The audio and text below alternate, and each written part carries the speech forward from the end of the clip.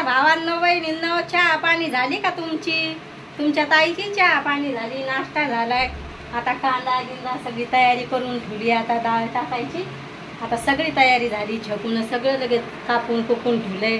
लसण आता लसणच सोलायचं राहिलं आणि डाळ टाकायची राहिली तर टाकावं लागल. कपडे धुतले आणि दर दिवस काम चालू आहे तर तसंच व्हायला लागले. पाणी यायलाच उशीर व्हायला लागलाय, काय माहिती का होतं. असंच चालू आहे. आता तुमच्या ताईच्या घरातले कामं आवरलेत आता ना. आता करायचं आहे मला स्वयंपाक, तर डाळच बनवणार आहे मी आज. आणि लय गरमी आहे भावांनो बहिणींनो, इकडे एवढी गरमी आहे, लय गरमी आहे. वातावरण लय गरमीचं आहे. आता हरसूबाईचा पण नाश्ता झालाय. आता पंखा चालू आहे तवाच मग, नाही तर घरात बसू वाटते. पंखा बंद असला तर घरात बसूच वाटत नाही.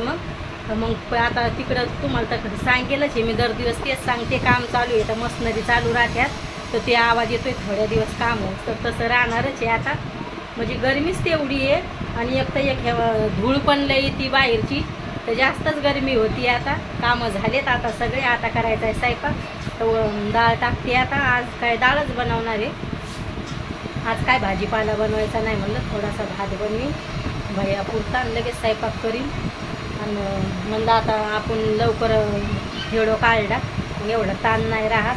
आणि इकडं कसं आहे म्हणजे जमा नाही राहत घरात, तुम्हाला तर सांगेलच जमा राहतच नाही एवढं माझ्याकडं. जसे मी आले तसे मग टाकून देत असते आणि जमा राहत नाही काय नाही. त्याच्यामुळं एक मग जमा पाहिजेत एवढं, नाही तर पण मग इकडं दर दिवस काढा आणि दर दिवस टाका, दर दिवस काढा आणि दर दिवस टाका. तरी पण आता 11:30 झाले. तसं आता माझ्या स्वयंपाकाला पाण्यामुळं उशीर होतोय तर मी घेते आता स्वयंपाक पाणी करून. वरच्यात पीठ भिजवून घेते, डाळ टाकते. असं आहे आता सुरू. काय करावं मग आता, पाण्याची तकलीफ. नाहीतर इकडं लय पाणी येतं, सुरतला पाण्याची तकलीफच नसती. पण आता काम चालू येतं ते टाकं खाली व्हायला लागले त्याच्यामुळं. आणि पाणी काय भरून नाही ठेवलं मी घरात, आता भरून ठेवणं लागा जाईल. सकाळीच उठेल होते पण गरमीचे मग सकाळी लेकरायला झोपा लागतात ना, मग थंड वातावरण असते तर झोपते तर उठत नाही. तरी पण उठलेच होते 8 9:30ला उठलेच होते. लेकरायला म्हणजे कसं आहे गरमी होती तर मग ते सकाळी झोपते. कूलरची हवा पण लय गरम हवा फेकती. ते दरवाजा लावून घेतला तर मग तर जास्तच गरमी असते लगेच. लय गरमट वातावरण इकडं. पण छकू बाळाला आलाय आता. आमच्या आळच चाललेत लेकरायचं लोळणं. थंड लागतंय सकाळी सकाळी तर मी घेते आता स्वयंपाक पाणी करून. कामं झालेलं आता. आणि एक कसं आहे, आपण जेव्हा आपले कामं पडेल असले तेव्हा पाणी जाते. पाण्याचं टेन्शन तर लय झालंय. कामं चालू असल्यामुळं ते तसं व्हायला लागले. लयच टेन्शन. आणि भाज्याचं तर दररोजचं टेन्शन आहे, काय भाजी बनवा काय भाजी बनवा. दोडका बनवला तर हरसू खात नाही. छकू म्हणे मला आवडत नाही. मग असं होतंय. मग एकाला आवडते ती एकाला नाही. सगळ्यांची भाजी आवडीन तीच भाजी बनवीन आता. तर डाळ बनवा म्हणलं तर भैयाला आवडती मिसळ्याची डाळ, तर मग आता बनवते. 5-6 पोळ्याचं पीठ भिजवते. गरमीचं असं पण गरमट वातावरणानं काही जेवू वाटत नाही. पण म्हणलं उन्हाच्या आधी स्वयंपाक केला तर मग गरमी कमी होती. मग आणि घर पण थंड राहते. लवकर स्वयंपाक पाणी झालं तर दर दिवस म्हणते मी लवकर करीन. पण मग नाश्ते पाणी हे ते चालू राहते सकाळचे.